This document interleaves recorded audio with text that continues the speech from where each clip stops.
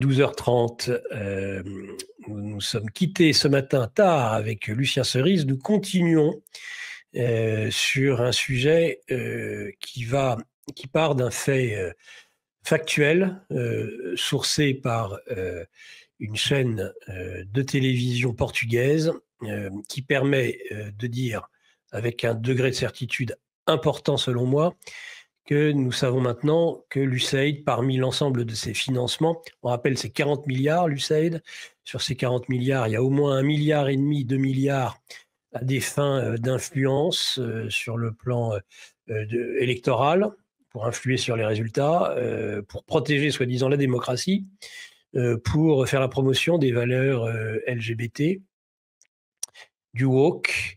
Et cerise sur le gâteau, nous apprenons donc que le Portugal, par exemple, pays de l'Union européenne, a été visé par des financements de l'USAID pour promouvoir, tenez-vous bien, des films faisant la promotion de la pédophilie, des relations d'adultes avec des enfants, et ainsi que l'inceste. Il y a une nécessité de l'ordre mondial à s'attaquer à des pays aussi, évidemment, pas seulement la France, mais comme le Portugal. Portugal, on sait que c'est un pays communautaire, c'est un pays qui était resté profondément catholique. On pense aux apparitions mariales, à Fatima, et le troisième secret, c'est un peuple, le peuple portugais, qui a connu aussi, après la trahison de Philippe le Bel, le départ de nombreux de Templiers qui ont aidé beaucoup à la promotion du Portugal. D'ailleurs, hein, ce n'est pas par hasard qu'ils ont ensuite eu soudain des Vasco de Gama, des grands navigateurs. C'est parce qu'il y a une influence des racines, des origines. Et le Portugal est probablement un des pays sur lesquels il fallait taper pour déstructurer le peuple. On le sait encore, on le déplore parfois ou on s'en réjouit en France de voir des communautés. On dit que le Portugal, peut-être un peu avec les Espagnols, les Italiens ou les Polonais, avait moins de facilité à s'intégrer. C'était un peu la tarte à la crème quand on nous renvoie aujourd'hui à la difficulté d'intégration de populations venant parfois d'Afrique du Nord ou d'Asie ou d'Afrique noire. Et on nous rappelait, mais vous savez, on a eu le même problème dans les années 50, 60 avec des communautés européennes. Le Portugal reste un pays qui, et pour y être allé, qui est très marqué par cet aspect communautaire familial, la famille, des choses qui soudent, des valeurs morales sur lesquelles il ne transige pas. Et il est donc logique que dans une volonté d'infiltration culturelle, de destruction des repères, pour mieux mettre en esclavage une population, et puis chacun d'entre eux, il y a des techniques d'infiltration, ce sont des guerres de 5e génération dont on va parler aujourd'hui, et donc il n'est pas pour le moins surprenant que l'USAID, au nom de la démocratie, je suppose, au nom des peuples, eh bien, chercher à influer sur les mœurs par ce biais-là.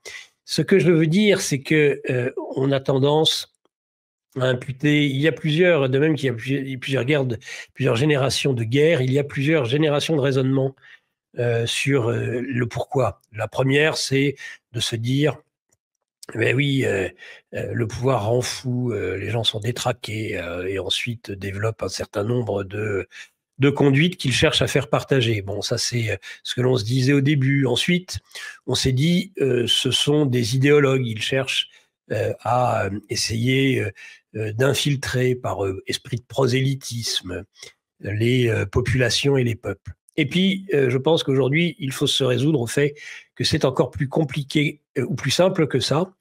Ce sont des armes. Ce qui est, par exemple, le woke ou le LGBT, ce ne sont pas que des idéologies, ce sont des armes létales, des armes qui frappent les esprits, qui frappent les âmes, à la fois l'esprit et l'âme des peuples et de chacun d'entre nous. Ce sont des virus. On parle de guerre bactériologique, mais en fait, ce sont aussi des formes virales qui empruntent d'ailleurs aux théories mimétiques, hein, puisqu'on en fait des modèles. qu'on essaie de faire partager au plus grand nombre. On tape les jeunes, évidemment, au début, ils sont plus malléables, c'est plus facile. Donc, on est sur des guerres, et des guerres de 5e génération, on n'est plus sur des guerres de tranchées comme en même 6, ce qui ne veut pas dire d'ailleurs que ne peuvent pas cohabiter plusieurs générations de guerre en même temps. On le voit par exemple, on peut avoir du conflit de haute intensité digne de Verdun, la Première Guerre mondiale dans l'est de l'Europe, en Ukraine, et puis on peut avoir en même temps des guerres de 4e génération qui jouent sur les cyberattaques, qui jouent sur le côté hybride d'une guerre qui n'est pas que militaire, et ces fichues guerres de 5e génération qui, elles, ont des cibles à l'intérieur. On n'attaque plus, il n'y a plus... c'est le sommet de la guerre, on le disait, hein, les guerres de première génération, eh bien, c'était les militaires qui mouraient, on n'attaquait pas les populations, on ne s'attaquait pas à la veuve et à l'orphelin, c'était une certaine noblesse de la guerre. Messieurs les Anglais tiraient les premiers. Puis petit à petit, on le sait, dans le ratio civil-militaire, plus le monde était moderne, plus la guerre était moderne, plus le nombre de civils était victimes, hein, et moins le nombre de soldats l'était. Gaza en est un exemple dramatique, mais il n'est pas le seul, où ce sont les populations civiles qui sont d'abord visées. Et on arrive dans ces cas-là, évidemment, à des formes de génocide. À des génocides, disons les mots, n'en ayons pas peur. Et donc, on le voit, hein, les effets collatéraux, petit à petit, ça devient l'effet principal. On tue d'abord les civils, et éventuellement, quand on détruit un immeuble à Gaza, éventuellement, très éventuellement, on blesse un membre du Hamas. Et pas l'inverse. On ne tue pas un bataillon du Hamas et on blesse un malheureux civil qui est passé par là. Donc la guerre s'est totalement inversée. Et dans la 5e génération, on ne tient plus du tout même compte, ou de façon totalement résiduelle, du militaire. On s'attaque aux populations parce que c'est le meilleur moyen de s'attaquer. On s'attaque à la population et à l'État. Et si on peut avoir infiltré et pénétré l'État, c'est des sujets dont on parle actuellement, eh bien, c'est pratiquement chose acquise, chose faite. Donc c'est l'USAID, on s'en est rendu compte, on le doit au Doge. À l'origine, qu'est-ce que c'est? On veut faire des économies, ils ne savent même pas, les Américains, nécessairement, Musk ou Trump, ce qu'ils vont trouver. Ils veulent faire des économies, donc ils veulent virer des administrations dont ils se demandent bien où passe l'argent, ce pognon de dingue. Et sur les 40 milliards, il y en a certainement les 9 dixièmes ou les 8 dixièmes qui ont toute leur utilité. Mais sous couvert d'humanitaire, sous couvert de l'amour de son prochain, c'est un peu comme les milliardaires philanthropes, on voit aussi des entreprises qui n'ont strictement rien à voir, qui viennent se cacher. Hein, le diable se cache dans le détail, évidemment, et c'est dans le détail qu'il découvre cela et qu'on est effaré. D'ailleurs, c'est Musk le premier qui dit « ce sont des fous furieux ». Les gens de cette agence USAID, ce sont des fous furieux. Et oui, ce sont des fous furieux, mais ce ne sont pas, à mon avis, que des fous furieux, ce sont des gens qui savent très bien ce qu'ils font et qui, dans ce cadre de programme, eh bien, mènent une lutte à mort contre les peuples. Nous sommes en guerre, avait dit Macron en 2020, évidemment, contre nous. Ils en veulent à notre âme, ils en veulent à l'esprit des nations. Et c'est cette guerre-là dont nous allons parler aujourd'hui. Je vous rappelle, évidemment, eh bien, une semaine de gratuité, venez nous rejoindre, puisque nous sommes une communauté dans la revue de géopolitique profonde. Nous en sommes aujourd'hui à la numéro 21, celle de février, plus précisément, avec les meilleures signatures. N'hésitez pas, une semaine de gratuité qui donne accès ensuite à des formations en matière de décentralisation financière. Et puis, eh bien, j'en suis encore au café pour l'instant. Il faut dire que je suis dans un appartement, il ne fait pas très chaud. Et le café, ça réchauffe. Et dans un mug GPTV, c'est encore meilleur, bien évidemment. Donc faites-vous plaisir, faites plaisir à vos proches. Allez visiter la boutique. Et puis pour la grande fête, c'est le 1er mars, dans le 9e arrondissement de Paris, en plein cœur de Paris, dans un endroit magnifique, vous verrez. Ça sera le soir, on s'en doute. On attend beaucoup de monde, donc il faut se dépêcher quand même de pouvoir réserver une place ou des places pour vous et les vôtres pour venir rencontrer nos invités. C'est les invités que vous aimez tant, et puis les équipes aussi. Vous pourrez y voir Mike Borowski, Raphaël Beslu, tous les animateurs de géopolitique profonde. dans cette soirée qui promet déjà, indéniablement. Voilà, ça c'était pour le petit moment de bonne humeur. On va revenir à cette guerre de 5e génération. Je vais vous rappeler d'ailleurs en quoi elle consiste, cette guerre de 5e génération, dans sa définition la plus simple. Ce sera facile pour ensuite développer par rapport au sujet. Donc la guerre de 5e génération, les guerres de 5e génération sont définies comme des guerres dites sans chaîne, qui visent, sans plus loin chaîne, qui visent à vaincre l'adversaire et à bombarder le pays de l'intérieur en se concentrant sur la provocation et l'approfondissement des contradictions et des divisions sociétales. Eh oui, divisions sociétales, par exemple. Le LGBT, le woke, ce sont bien des divisions sociétales. Ils visent principalement la société, donc, et non les forces militaires de l'adversaire. Il exploite et renforce les contradictions de la société et les utilise pour détruire l'État, il ne l'a pas pénétré, j'ajouterais, par le biais d'affrontements qui peuvent être militaires et non militaires, en employant les domaines de l'économie, de la finance, de l'information, de la psychologie, des guerres intellectuelles, biologiques et autres. Le ciblage, évidemment, c'est le ciblage de la société. Donc là, nous sommes dans un versant psychologique, culturel, de ciblage de la population, et c'est ça, évidemment, qui nous intéresse pour cette émission. Voilà, je reviens à l'écran maintenant que la lecture est faite. Je reviens sur les premières lignes qui sont importantes à mon avis. C'est-à-dire provocation. D'accord. Donc, par exemple, les financements des premières marches des fiertés pouvaient être considérés comme des provocations, par exemple. L'approfondissement des contradictions et des divisions. J'entends par là que face à ce genre de stratégie, il faut bien se rendre compte, on a un exemple en France aujourd'hui. Eh bien non, on ne va pas parler de Becoming Brigitte. Un exemple aujourd'hui où on nous parle d'un responsable politique de premier plan, il est Premier ministre, François Bayrou, et on l'accuse justement d'avoir couvert un certain nombre de crimes d'un réseau de criminalité pédérastique, là, dans une école où il avait scolarisé ses enfants non loin de Pau. Et donc, on lui reproche d'avoir couvert l'ensemble de ces agissements liés à la pédocriminalité. Lui se défend comme un beau diable, c'est le cas de le dire, en expliquant qu'il n'y est absolument pour rien, qu'il ne savait pas, qu'il n'avait jamais su. Ce qui n'est pas exclu. Ce que je veux dire par là, c'est que le ciblage, ce n'est pas tant lui qui est ciblé. C'est comme toutes ces affaires, on pourrait même s'interroger sur l'affaire Becoming Brigitte, c'est-à-dire qu'on ne cesse de nous parler de cela. C'est un double tranchant. Ce peut être pour le dénoncer, mais ce peut être aussi pour le banaliser. C'est ce qui rend si vicieux ces guerres de 5e génération. On ne sait jamais si parfois même, avec plein de bonnes intentions, en colportant un certain nombre d'informations, on ne fait pas le jeu de cette guerre de 5e génération. Et oui, diable, ça veut dire deux. Il est, j'ai coutume de dire qu'il est, par exemple, par rapport au conflit d'altermondialisme, j'avais été frappé par une image un jour, il y a bien longtemps, où je voyais un jeune altermondialiste jeter une pierre contre une façade d'un immeuble où se tenait un regroupement, je crois, à l'époque du G7. Et je m'étais dit, mais le diable, il est autant dans celui qui jette la pierre que dans ceux qui sont réunis dans cet immeuble. Diable, c'est deux.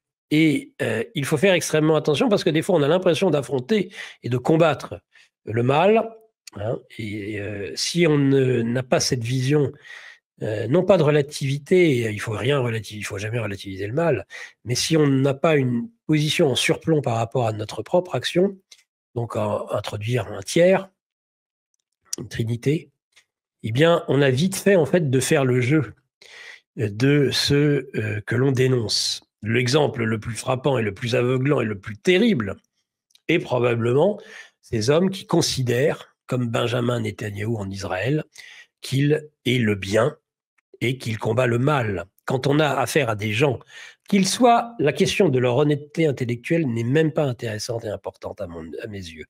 On n'y a pas à chercher des excuses, on n'est pas dans ce souci-là. C'est qu'un homme ou une population qui est dans cette idée-là, qui fait l'ange fait la bête. C'est comme ça. C'est évident. C'est-à-dire qu'à penser qu'on peut une seconde être le bien absolu face à un mal absolu, on peut être sûr d'une chose, c'est qu'on est soit le mal absolu et qu'on commet à ce moment-là les pires atrocités. Les pires atrocités ont toujours été faites au nom du bien. Il y a ceux qui diront, mais tout ça, c'est de la filouterie, c'est le mal emprunte le masque du bien. Oui et non. Oui, évidemment, mais non, les gens peuvent être aveuglés au point de ne pas se rendre compte qu'ils commettent les plus grands crimes au nom d'un bien qui est un bien supposé, qui n'est pas le bien. Quand on est observateur extérieur, on s'en rend compte. On voit bien, on ne comprend pas ce qui peut se passer au Proche-Orient aujourd'hui, si ce n'est le déchaînement absolu du mal, évidemment. Mais la personne qui le commet ne le voit pas nécessairement sous cet angle-là, tout simplement parce qu'il n'a plus de pointière, il n'a plus de capacité de recul. Donc il faut faire toujours très attention, j'en reviens au sujet principal, c'est-à-dire que les guerres de 5e génération sont des guerres vraiment vicieuses. Quand vous avez une guerre de 2e génération, l'adversaire, c'est le camp d'en face, c'est la tranchée en face. Et d'ailleurs, ce qui permet de relativiser, ce qui a donné ces scènes absolument incroyables sur des Noëls, par exemple, ou des Nouvel An, où les poilus allemands et français vont fêter Noël ensemble. C'est absolument incroyable, ce genre de choses-là, mais ça existait après, le lendemain. Ils vont se tirer dessus et peut-être même se mettre des coups de baïonnette sur des assauts furieux. Et ce sont pourtant les mêmes qui, la veille ou le lendemain, fêteront Noël. Et ça, c'est... Mais en tout cas, ce sont des guerres qu'on identifie, où on peut d'ailleurs, on voit ce que c'est qu'un adversaire, et on peut relativiser. Eh bien, aujourd'hui, on n'est plus du tout dans des guerres de ce type-là, mais on est au contraire dans des guerres qui sont hybrides et qui nous permettent et qui sont d'influence. C'est pour ça qu'on parle d'ailleurs souvent aujourd'hui et qu'on ressuscite les projets MKUltra, dont la CIA prétend qu'elle les a rapidement arrêtés après son autorisation par Dulles, le patron de la CIA, et qui en réalité a probablement toujours cours aujourd'hui. Et les projets de type Monarch et autres qu'on a pu connaître, à mon avis, c'est de la rigolade, si vous voulez que je vous dise, par rapport à ce qu'ils sont capables de faire aujourd'hui. À l'heure de l'ordinateur quantique, à l'heure des capacités technologiques qui sont les nôtres, je pense que ces projets non seulement continuent, mais surtout sont infiniment plus redoutables et efficaces que ce qui fut à l'époque le cas des projets qui ont été relatés. Donc, le thème, c'est de voir comment, finalement, des organisations peuvent être amenées à rechercher la destruction. Pourquoi ? D'ailleurs, pourquoi la destruction ? Alors là, pour le coup, c'est pas compliqué. J'ai envie de dire que l'objectif principal de ceux qui mènent ces guerres, que j'ai vu tout à l'heure dans le chat parler de gens qui sont des détraqués, qui ne le sont pas nécessairement. D'ailleurs, ils le sont peut-être en tant que psychopathes, mais un psychopathe, ça peut être très efficace. Les tueurs en série sont capables d'être extrêmement rationnels dans leur folie et commettre des crimes pendant des dizaines d'années sans jamais se faire arrêter. Donc, il faut faire attention. On n'a pas affaire au geek, là qui a tué la malheureuse petite Louise, qui, au premier crime, est arrêté dans les 24 heures ou 48 heures. On a affaire à des gens qui sont autrement plus... même si il révèle une certaine psychopathie ou sociopathie, on pourrait parler de sociopathie, c'est ce qu'on disait par exemple d'Emmanuel Macron, c'est un sociopathe, disent certains, au sens où quand on est un sociopathe, en fait, on n'est pas capable de vivre dans les règles et de respecter les règles d'une société et d'une collectivité humaine. On fait semblant, souvent ce sont des esprits caméléons, ils font semblant. Ils vont faire semblant de feindre l'empathie, par exemple, face à la souffrance de l'autre. Mais en fait, ils n'ont pas accès à la souffrance de l'autre, donc ils ne peuvent pas la vivre. Et ils sont obligés, pour s'adapter à la société, de faire semblant. Et parfois, malheureusement, se révèlent leur véritable personnalité quand ils ne font plus semblant et qu'ils sont totalement indifférents, voire qu'ils peuvent même jouir de la souffrance qu'ils infligent aux autres. Il est à nouveau un couple dont on parle beaucoup aujourd'hui, dont on dit qu'ils jouiraient énormément du mal qu'ils peuvent faire autour d'eux. Je ne sais pas si c'est vrai et je ne les fréquente pas et je n'ai pas envie de les fréquenter si vous voulez tout savoir. Mais enfin, voilà le type de comportement. Donc ceux qui mènent ces guerres de 5e génération ont des objectifs rationnels. L'objectif principal est de toute façon vieux comme la nuit des temps et est partagé par l'ensemble de l'espèce humaine.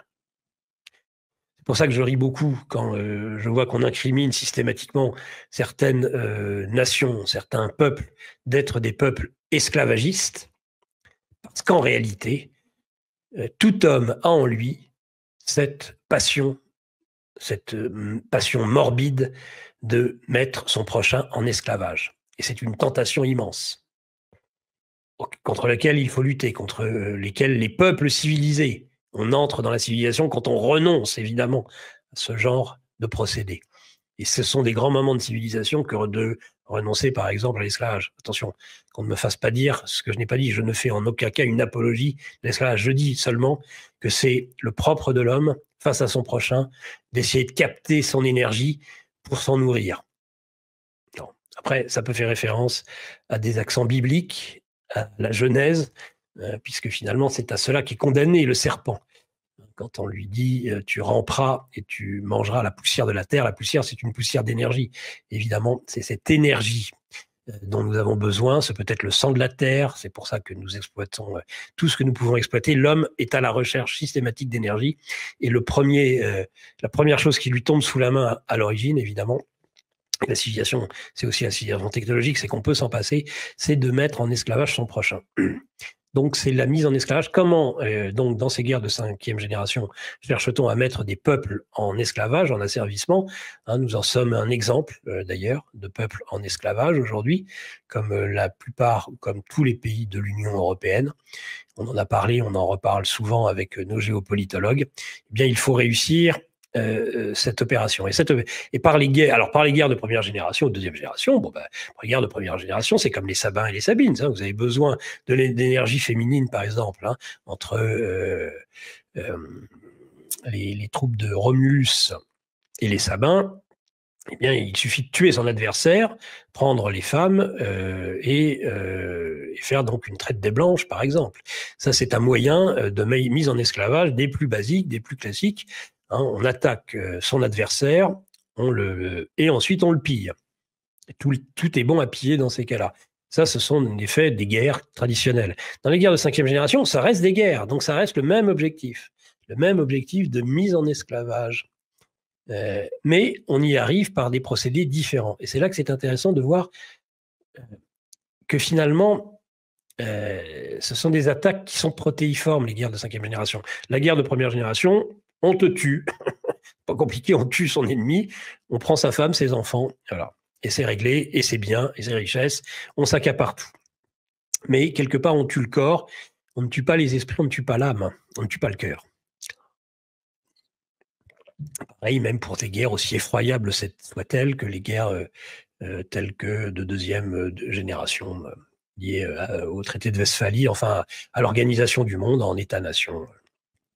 Mais dans les guerres modernes, on va beaucoup plus loin. Et c'est ça qui est très dangereux. C'est-à-dire qu'on ne tue pas que le corps. D'ailleurs, le corps n'est tué qu'in fine. Ce qui ne veut pas dire qu'il n'est pas tué. On peut dire ce qu'on veut. Il faut faire attention avec les règles de la communauté, comme on dit. Mais évidemment, il y a des armes bactériologiques. Il y a peut-être aussi, si tant est qu'il existe cette volonté de faire décroître la population mondiale à quelques centaines de millions de personnes, évidemment, on peut utiliser aussi l'élimination physique. On en est d'accord. Quoi qu'on le fait de façon astucieuse. Après tout, beaucoup de gens disent, mais non, c'est absurde ce que vous racontez avec la dépopulation. Parce que si on voulait vraiment arriver très vite à quelques centaines de millions de personnes, eh bien, on ne s'y prendrait pas comme on le fait actuellement. C'est pas si simple, parce qu'en effet, on pourrait se dire, avec une bonne guerre nucléaire, on protège 400 millions de personnes, et puis voilà, et puis on reviendra le jour venu, et on a éliminé tout le reste, en sélectionnant avec tous les moyens de l'eugénisme possible. On se dit, c'est plus simple, c'est plus rationnel, c'est plus rapide, ils ont tous les moyens de le faire, pourquoi ne le font-ils pas? dites ces arguments qui sont quand même, qu'il faut prendre en considération quand on parle de quelque chose qui, semble-t-il, n'est qu'une grippette et dont on nous dit que ça pourrait aboutir à tuer autant de personnes. Ben, c'est que peut-être on ne se contente pas de tuer les corps avec ce genre de technique. On tue le corps, mais on asservit l'âme en même temps, hein, avec tout ce qui est arrivé après. C'est pour ça qu'on n'a pas rendu obligatoire autant que cela les injections, pour laisser le choix. L'objectif du mal est de vous faire commettre une faute mortelle, mortelle pour l'âme, mortelle pour l'esprit. Pour cela, il faut que vous le fassiez en toute connaissance de cause, et non pas qu'on vous l'impose. C'est pour ça, à mon avis, qu'à certains moments vient surgir, lorsqu'il va gagner, le diable qui montre un bout de sa queue, ses oreilles fourchues, pour justement accomplir son projet ultime, qui n'est pas de vous tuer physiquement. Ça n'est pas le sujet, de vous transformer en martyr ou en victime, mais de vous faire consentir au mal et même à le servir. Et vous appelez à la mise en place d'un euro numérique. Absolument. Absolument. Nos élites déroulent leurs plans contre nous. Mais nous aussi on a des plans contre eux. Déjà au travers de nos émissions avec une revue de presse économique pour faire le point avec vous, puis dans notre revue mensuelle avec des analyses financières et des solutions de décentralisation, et surtout dans notre stratégie anti-CBDC. Plus de 3 heures de contenu exclusif et gratuit pour apprendre concrètement à préserver votre épargne. Au programme, protection anti-crise, anti-banque, anti-État et bien d'autres solutions. Le temps joue contre nous, mais on peut se défendre.